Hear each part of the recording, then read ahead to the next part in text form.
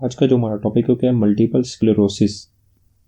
Basically ये autoimmune disease है। इसमें क्या होता है, जो आपके टी सेल्स होते हैं, टी सेल्स में कौन से सेल, टी हेल्पर सेल 1, वो क्या करते हैं वो आपके इंटरफेरोन गामा को रिलीज करते हैं और इंटरफेरोन गामा क्या करते हैं, आपके जो मैक्रोफेजेस है उसको एक्टिवेट कर देते हैं।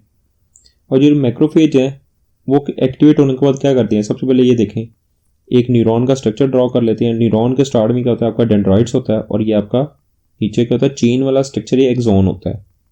ये एक्सॉन है, ये आपका डेंड्राइट्स है। जो एक्टिवेटेड जो मैक्रोफेजेस हैं वो क्या करती है, नंबर 1 देखिए आप, न्यूरॉन के ऊपर क्या होती है, सीएनएस के जो सेंट्रल नर्वस सिस्टम में जो ओलिगोडेंड्रोसाइट्स हैं वो न्यूरॉन के अंदर जो एक्सॉन है उसकी माइलिनेशन करवा देते हैं। सीएनएस के अंदर माइलिनेशन कौन से करवा देते हैं, कौन से सेल, ओलिगोडेंड्रोसाइट। ये एमसीक्यूज भी आता है, सीएनएस की माइलिनेशन ओलिगोडेंड्रोसाइट, पीएनएस की माइलिनेशन श्वान सेल्स। लेकिन टॉपिक हमारा क्या है, माइलिनेशन जो सीएनएस में क्या कौन करवा रहे हैं, ओलिगोडेंड्रोसाइट्स करवा रहे हैं।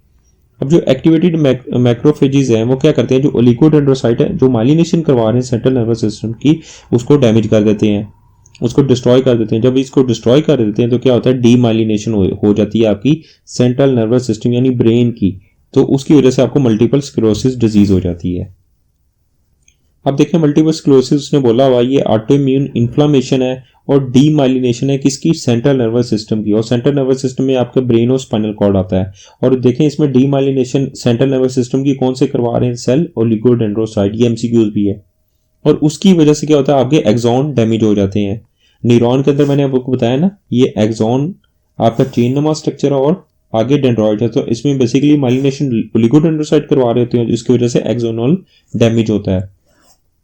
और ये मोस्टली मल्टीपल स्क्लेरोसिस किसमें होता है, फीमेल्स में होता है। कौन सी फीमेल, जो 20 टू 40 ईयर्स होती हैं, 20 से 40 साल की होती हैं, ठीक है।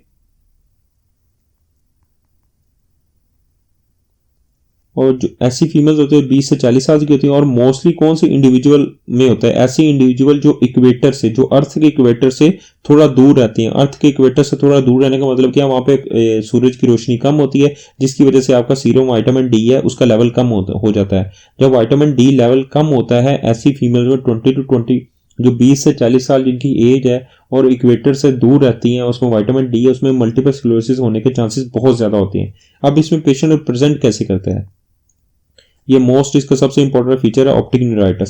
इसमें आपको पता है ये आई है, आई की आपका जो विजन है कौन सी लेके आती है, ऑप्टिक नर्व। आपके देखने की क्षमता किसके पास होती है, कौन सी नर्व, क्रेनियल नर्व 2 के पास, ऑप्टिक नर्व। अब अगर ऑप्टिक नर्व की क्या हो जाए, इन्फ्लामेशन हो जाए, उसको बोलते हैं ऑप्टिक न्यूराइटिस। इन्फ्लामेशन हो ऑप्टिक नर्व, क्रेनियल नर्व जो 2 होती है उसको, इन्फ्लामेशन को क्या बोलते हैं, ऑप्टिक न्यूराइटिस। इसमें बेसिकली क्या होता है मल्टीपल स्क्लेरोसिस में, इसमें आपका पेनफुल यानी आपका एक साइड का पेनफुल विजुअल लॉस हो जाता है। यानी पेशेंट की एक साइड का आंख की जो है देखने की क्षमता है, उसकी कुव्वत है, वो खत्म हो जाती है और वो बेसिकली क्या होती है, वेरी पेनफुल होती है। और बेसिकली इसमें क्या होता है, ये एफरंट है, उसके साथ इसकी एसोसिएशन किसके साथ होती है, एफरंट जो पैगाम लेके आते हैं, एफरंट, ठीक है, इनपुट उनकी जो एफरंट पेपुलरी डिफेक्ट हो जाता है, जिसे हम इसमें फिर हमें ऑप्टिक न्यूराइटिस में क्या नजर आता है, मार्कस गन पीपल्स भी नजर आते हैं, मार्कस गन पीपल्स।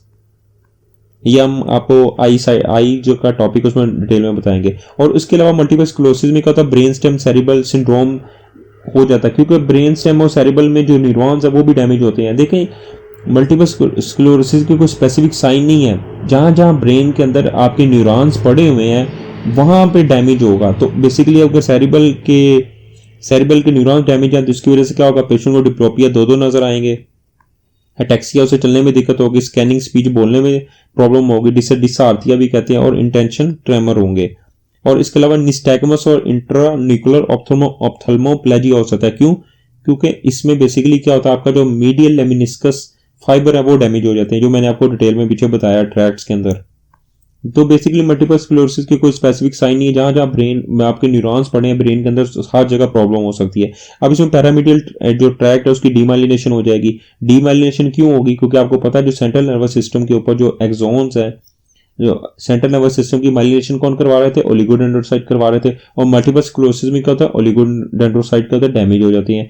अब पेरिमीडियल ट्रैक्ट है, इसमें कौन से आपका कार्टिकोस्पाइनल ट्रैक्ट है जो बेसिकली क्या है आपका वॉलंटरी मूवमेंट्स को कंट्रोल करता है। और ये बेसिकली अगर ये डैमेज होगा तो क्या होगा, आपको अपर मोटर न्यूरॉन्स हैं उसके सिम्टम्स शो होंगे जो आपकी स्पेस्टिसिटी और वीकनेस को शो करते हैं।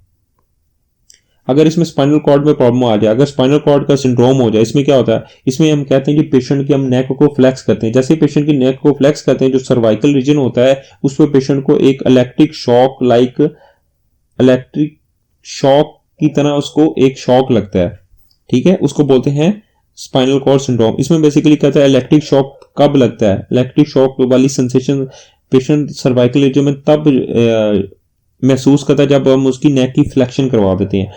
और इसके अलावा न्यूरोजेनिक ब्लैडर इसमें सिम्टम्स आ जाती हैं। न्यूरोजेनिक ब्लैडर सिम्टम्स क्यों आती हैं, क्योंकि आपको पता है ना एंटीरियर सेरेब्रल आर्टरी है वो बेसिकली आपके ब्लैडर की को कंट्रोल कर रही होती है। तो बेसिकली इसमें क्या होता है, ब्रेन के अंदर ब्लैडर को कंट्रोल कर रहे होते हैं जिसकी वजह से क्या होगा, आपको ब्लैडर भी प्रॉब्लम आएगी ब्लैडर के अंदर, जिसमें न्यूरोजेनिक ब्लैडर जो होता है वो न्यूरोजेनिक हो जाता है। और पैराप्रेसिस होंगी जिसे वीकनेस कहते हैं। और सेंसरी मैनिफेस्टेशन इफेक्ट होंगी ट्रंक्स की, एक या एक से ज्यादा ट्रंक्स की सेंसरी इंफॉर्मेशन मैनिफेस्टेशन क्यों इफेक्ट होंगी, क्योंकि आपको पता है आपके स्पाइनोथैलेमिक ट्रैक्ट है, आपके पेन और टेम्परेचर वगैरह की सेंसरी जो इंफॉर्मेशन है उसको कैरी कर रहा होता है, तो वो भी इसमें बेसिकली डैमेज हो जाता है।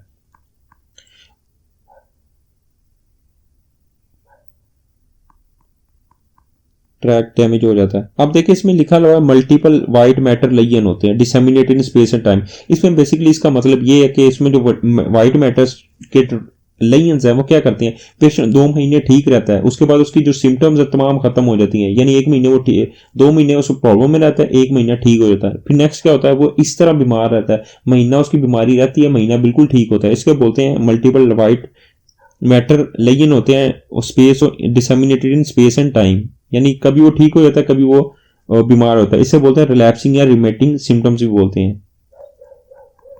कुछ महीने वो ठीक रहता है, सम मंथ में कुछ महीने में उसकी मल्टीपल स्क्लेरोसिस की सिम्टम आती है कुछ, और बाद में वो 1 महीना ठीक हो जाता है, यानी 1 महीना रहती है सिम्टम्स, 1 महीना ठीक हो जाता है। इसको बोलते हैं रिलैप्सिंग एंड रेमिटिंग सिम्टम्स। अब बेसिकली उसकी सिम्टम्स मल्टीपल स्क्लेरोसिस की एग्जरबेट, यानी वो कब उनमें मुश्किलात बढ़ जाती है, तब अगर बॉडी का टेम्परेचर, इंसान जिसको मल्टीपल स्क्लेरोसिस है उसकी बॉडी का टेम्परेचर बढ़ गया है और जैसे वो हॉट बाथ लिया है, जो उसने एक्सरसाइज की है जिसकी वजह से मल्टीपल स्क्लेरोसिस जो सिम्टम्स है वो बढ़ जाती हैं। रिलैप्सिंग और रिमिटिंग ये बेसिकली डायग्नोस्टिक पॉइंट है मल्टीपल स्क्लेरोसिस की सिम्टम्स का। रिलैप्सिंग और रिमिटिंग सिम्टम्स होती हैं, ठीक है, विद क्लिनिकल कोर्स। कभी हो जाती हैं, कभी पेशेंट ठीक हो जाता है, कभी सिम्टम्स शो करता है, कभी बिल्कुल ठीक है, कभी शो करता है। जब उसका सेरिब्रोस्पाइनल, ये एमसीक्यूज है, आपके बहुत पॉइंट ऑफ व्यू है मल्टीपल स्क्लेरोसिस के फाइंडिंग के लिहाज से। जब पेशेंट का सेरिब्रोस्पाइनल फ्लूइड हम एलपी करके निकालते हैं तो देखते हैं उसमें क्या होते हैं, उसमें ओलिगोकोनल बैंड्स 8 हमें नजर आते हैं। ये सेरिब्रोस्पाइनल फ्लूइड की बहुत इंपॉर्टेंट क्या है फाइंडिंग है, ओलिगोकोनल बैंड्स हमें नजर आते हैं।